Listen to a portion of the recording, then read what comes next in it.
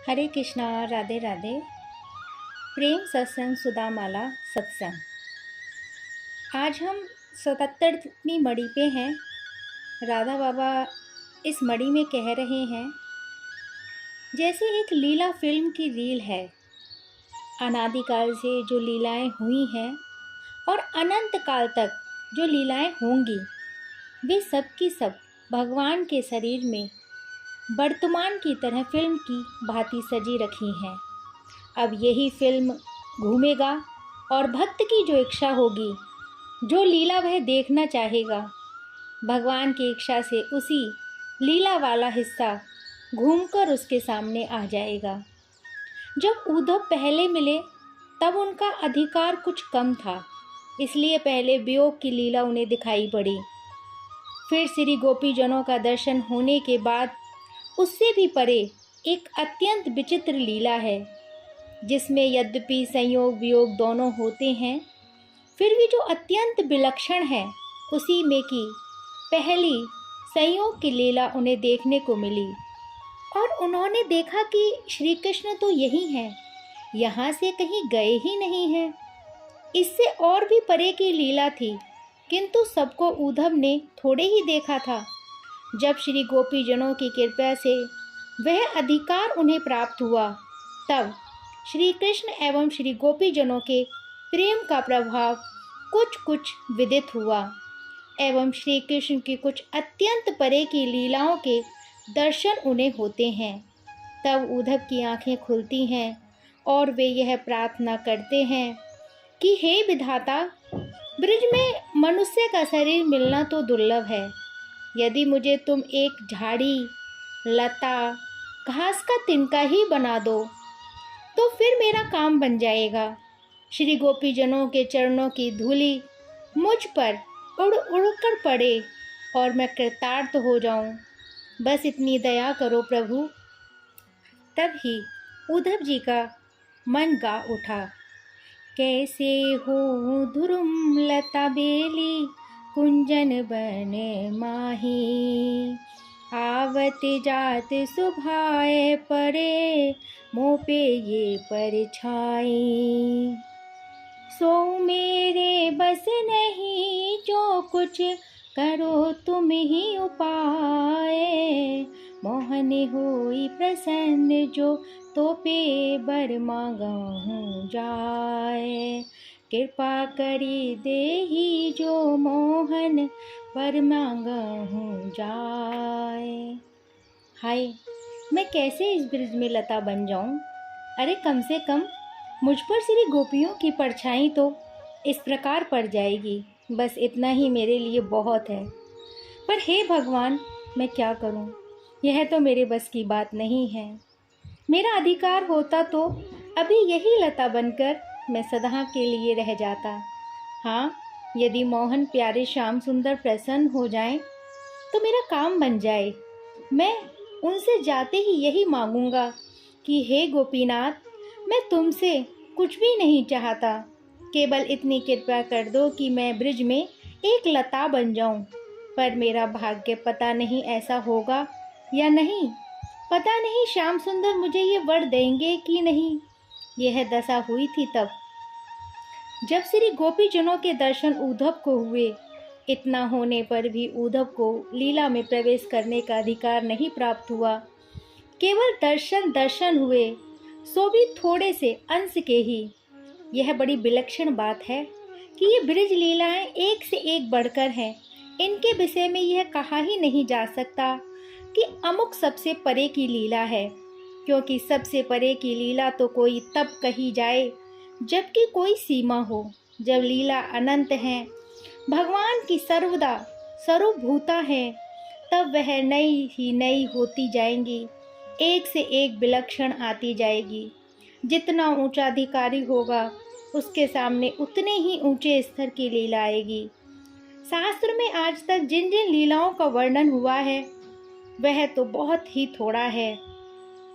बहुत सी ऐसी लीलाएं हैं कि जिनका वर्णन होना ही असंभव है, तथा ऐसी भी बहुत सी लीलाएं हैं जिन्हें आज तक किसी ने नहीं देखा है।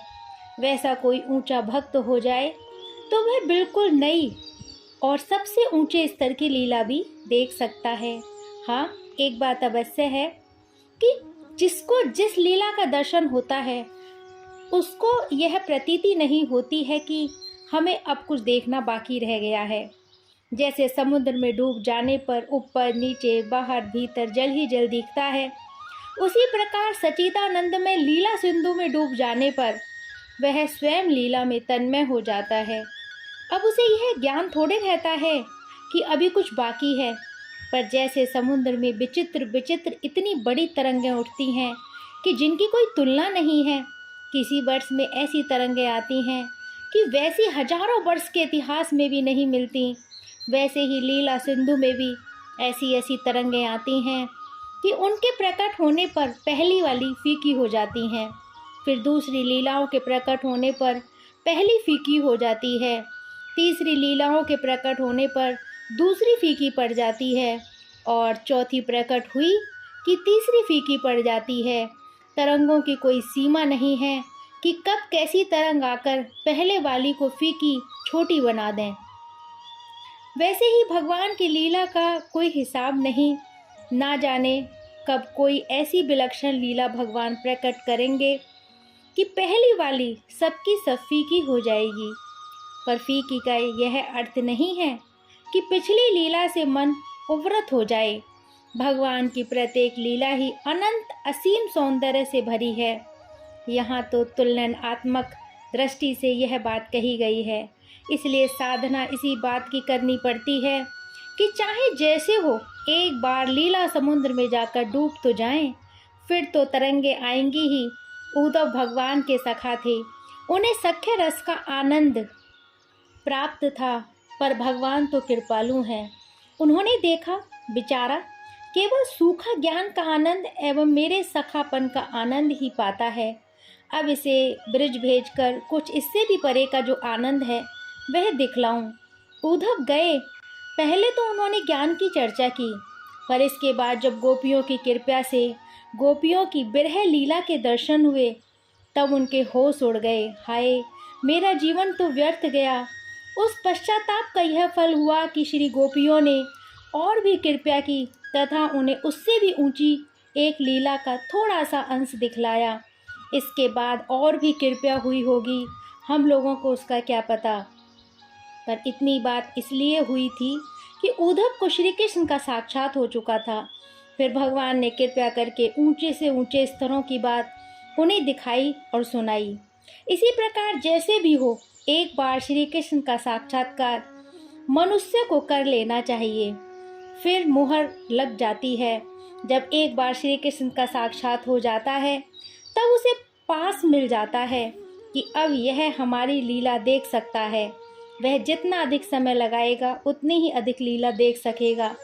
यहाँ समय लगाने का अर्थ है लालसा बढ़ाना तथा श्री कृष्ण की कृपा पर अपने आप को न्यौछावर कर देना। वहाँ किसी राजा के सीमित महल में देखने की वस्तुएं थोड़े ही हैं कि भगवान की लीला वाले महल में एक बार प्रवेश कर जाने के बाद फिर तो अनंत काल तक देखने पर भी वहाँ की वस्तुएं समाप्त नहीं हो सकती हैं। आगे बाबा 78वीं मणि में कह रहे हैं कि मान लीजिए एक बहुत बड़ा सम्राट है। अब वह जिस समय दरबार में रहता है उस समय उसका रौब सब पर छाया रहता है, पर जब वह महल में जाता है तब बच्चा उसकी दाढ़ी पकड़कर खींचता है और रानी उसकी सेवा करती है। रानी यह जानती अवश्य है कि वह मेरे पति बड़े भारी सम्राट हैं, पर वहाँ रानी के मन में उसके सम्राटपन का रौब नहीं रहता। वहाँ तो सम्राट उसके प्रियतम पति हैं, सम्राट हैं दरबार में, महल में तो उसके स्वामी हैं, उन पर उसका अधिकार है। राज दरबार का कानून, बैठना उठना, बातचीत, हंसना बोलना सब मर्यादा से सीमित रहता है। वहाँ सम्राटपन ऐश्वर्य बात बात में रहेगा, पर महल में सब नियम ही दूसरे होते हैं। वहाँ केवल घर गृहस्थी का प्रेम में नियम होता है। भगवान के बड़े बड़े ऊंचे ऊंचे भक्त कोई राजमंत्री की तरह समस्त विश्व की संभाल रखते हैं, कोई बहुत बड़े अधिकारी की तरह काम करते हैं, यहाँ तक कि युवराज की तरह, भगवान के पुत्र की तरह अधिकार रख सकते हैं। पर इतना अधिकार रखकर भी राजमहल की निर्बोध प्रेममयी स्थिति का उनको कुछ भी पता नहीं हो सकता। वे राजा रानी पटरानी को देख तक नहीं सकते, जान तक नहीं सकते कि उनकी शकल सूरत कैसी है।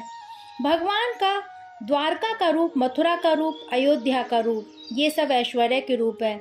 बहुत ऊंचे ऊंचे संत उनकी इस ऐश्वर्य लीला में स्थान पाकर भगवान की तरह तरह की सेवा करते हैं। पर वृंदावन का जो रूप है वह राजमहल का रूप है, तथा जैसे राजमहल की एक दासी भी राजमंत्री को ही नहीं युवराज तक पर आज्ञा चला देती है, वैसे ही श्री गोपीजनों की आज्ञा ब्रह्मा विष्णु महेश तक पर चलती है। अवश्य ही जिस प्रकार राजमहल में दिन रात आनंदित रहने वाली राजरानियों को, दासियों को यह अवकाश नहीं है कि राज्य में क्या हो रहा है यह देखें, वैसे ही मधुर लीला में जिन्हें स्थान प्राप्त हो जाता है उनको उस अनिवर्चनीय आनंद से छुट्टी ही नहीं मिलती कि जाकर कुछ और देखें बाहर राज्य में क्या कैसे हो रहा है। जो रात दिन श्री कृष्ण को रौब में बैठ जाता है उसे क्या पता है कि ये ही श्री कृष्ण महल में जाकर ना जाने क्या क्या करते हैं। वह तो दिन रात दरबारी कानून की मर्यादा में रहता है। मर्यादा की जो लीला होती हैं उसी में उसका मन पगा हुआ होता है।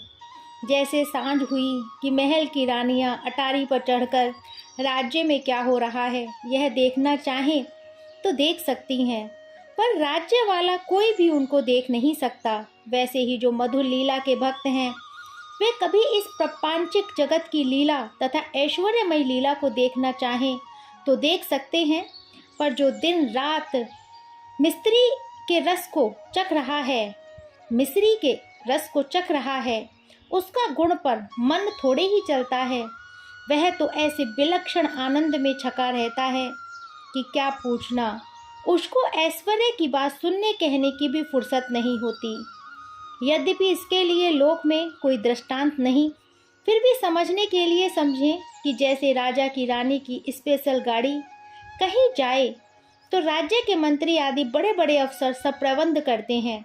सारा प्रबंध उन्हीं का रहता है तथा उनके प्रबंध में ही स्पेशल जाती हैं, पर राजमंत्री यह जानता है कि मेरा प्रबंध रहने से क्या हुआ, ये है तो राजमहल की पटरानी। मेरा अधिकार तो ये इसलिए मानती हैं कि मेरा आदर बढ़े, पर वस्तुतः मैं तो इनका चाकर हूँ। ठीक उसी प्रकार यदि मधुर लीला में स्थान पाया हुआ कोई भक्त या उसका अवतार हो तो उसकी देख रेख ब्रह्मा विष्णु महेश एवं बड़े बड़े देवता ही करते हैं, पर यह समझते हुए कि ये तो हमारे प्रभु के प्रेमी हैं। जो वैसे भक्त हैं या अवतार लिए हुए हैं वे सब कानून मानते हैं, पर उनका यहाँ का कानून मानना वैसे ही है जैसे राजरानी सैर करने निकले और मंत्री के प्रबंध में उसे रहना पड़े। मंत्री ने जहाँ जैसे रहने की, खाने की व्यवस्था की है उसी व्यवस्था का राजरानी पालन करती है, पर यह सब करते हुए भी जैसे वह अपने को इनके शासन से सर्वदा परे समझती है, वैसे ही ऐसे जो कोई बिरले भाग्यवान संत होते हैं अथवा अवतार लिए होते हैं वे यहाँ इस संसार के कानून का ठीक ठीक पालन तो करते हैं, पर वस्तुतः वे अपने को इस राज्य के शासकों की शासन व्यवस्था से परे अनुभव करते हैं। कल्पना कीजिए सम्राट को मजाक सूझे और इसकी इच्छा से कोई महल की रानी भेष बदल कर राज्य में घूमे। अब कोई राजा का चपरासी हो, उस बेचारे को तो पता है नहीं कि यह महल की रानी है, भेष बदले हुए है। अब सम्राट का रानी के लिए संकेत है कि तुमको भेष बदल कर जब दरबार में हम रहें तब आना होगा। अब जब वह रानी जाएगी तब चपरासी तो उसके साथ भी वही व्यवहार करेगा जो वह उसके साथ करता है। ठीक उसी तरह पहले आदेश लाएगा तब दरबार में प्रवेश करने देगा। वहाँ दरबार में भी केवल सम्राट को ही पता है कि यह तो हमारी रानी है, भेष बदले हुए यहाँ आई है, और लोग तो जानते भी नहीं कि यह कौन है। रानी वहाँ दरबार में खूब ठाठ से ढंग से बात करती है, पर ही मन वह भी हंसती है, तथा सम्राट भी उस पर हुक्म तो चलाते हैं पर मन ही मन खूब हंसते हैं। इसी प्रकार भगवान भी कभी कभी लीला किया करते हैं। एक बहुत सुंदर लीला आती है। भगवान द्वारका में गद्दी पर बैठे हैं तथा कुछ ग्वालिनी दही के मटके लिए दरबार में आती हैं। भगवान तो सब जानते हैं। पहले अदब से बात होती है, फिर गोपियाँ कहती हैं कि चलो वृंदावन में, यहाँ गद्दी से उतरो। सारा दरबार हो जाता है और कि भला ये गवार ग्वालिन ने कितनी बढ़ बढ़कर बातें कर रही हैं। श्री कृष्ण थोड़ा और भी रंग जमाते हैं। गोपियाँ कहती हैं कि हम राधा रानी की दासियाँ हैं, यदि सीधे मन से नहीं चलोगे तो फिर दस्तावेज निकालना पड़ेगा। श्री कृष्ण ने एक दस्तावेज लिख दिया था कि मैं आजीवन राधा रानी का गुलाम रहूँगा। श्री कृष्ण खूब हुज्जत करते हैं कि हमें याद नहीं कि हमने कहाँ क्या दस्तावेज लिखा है। फिर गोपियाँ दस्तावेज निकालकर श्री कृष्ण को सही दिखलाती हैं और गद्दी से उतार देती हैं। सारा दरबार चकित रह जाता है। श्री कृष्ण पीछे पीछे चल पड़ते हैं।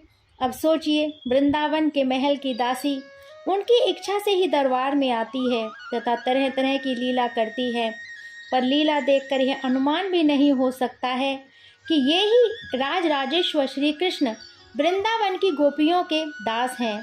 ये अप्रकट लीलाएं प्रेमी भक्त संतों के नेत्र गोचर होती हैं, ग्रंथों में पूरी नहीं पाई जाती। और ये लीलाएं कुछ इतनी ऊंची हैं कि मन जब तक बिल्कुल पवित्र नहीं हो जाता तब तक इनके रहस्य का अनुमान लगाना भी बड़ा ही कठिन होता है।